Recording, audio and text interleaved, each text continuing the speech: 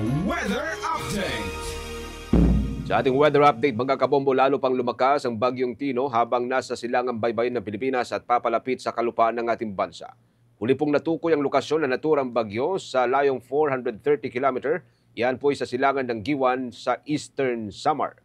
Taglay pa rin po nito ang maximum sustained winds na hanggang sa 110 km per hour at yung pagbugso ay aabot ng hanggang sa 135 km per hour.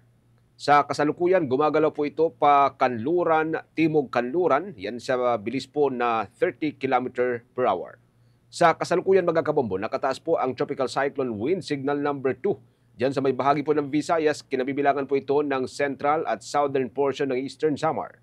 Ang central at southern portion ng Samar Province, ang probinsya ng Leyte, Biliran, ang southern Leyte, Camotes Islands, at ang eastern portion ng probinsya ng Bohol. Sa Mindanao area, nasa ilalim po ng signal number 2, kinabibilangan po ito ng Dinagat Islands, Surigao del Norte, kabilang po dito ang Siargao at Bucas Grande Islands, ang northeastern portion ng Agusan del Norte. Nasa ilalim naman ng Tropical Cyclone Wind Signal number 1, ang mga sumusunod. Dito po sa Luzon, kinabibilangan po ito ng probinsya ng Sorsogon, dyan sa may Bicol Region, Masbate, at maging ang Ticao Islands, at ang Burias Islands. Sa southern portion ng Albay, Romblon, southern portion ng Oriental Mindoro, southern portion ng Occidental Mindoro, at maging ang Cuyo Islands.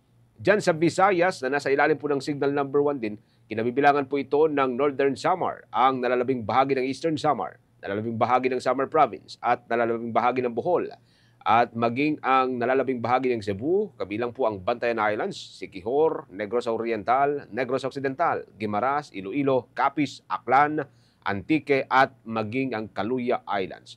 Ang mga bahagi naman ng Mindanao na nasa ilalim ng signal number 1 ay mga sumusunod. Ang central portion ng Surigao del Sur, northern portion ng Agusan del Sur, ang nalalabing bahagi ng Agusan del Norte, ang eastern portion ng Misamis Oriental, at maging ang bahagi po ng Camiguin. Mga kabombo, Caster Nation, tuloy-tuloy lamang po sa pagsubaybay sa Bombo Radio Philippines para sa karagdagang mga development dito po sa binabantayan natin na Bagyong Tino at yung pong mga paggalaw ho nito sa mga susunod na oras, susunod na mga araw. Magkakaroon po tayo ng mga updated report basta't mag-monitor lamang ho kayo sa atin pong mga social media pages tulad po ng Facebook, YouTube, TikTok at maging sa ating website ang www.bomboradio.com, mga kabombo. For the most trusted source of news and information, visit our website at www.bomboradio.com. Follow us on Bombo Radio mobile app, Facebook, YouTube, TikTok, and X, formerly Twitter. Like, share, and stay connected. Anytime, anywhere.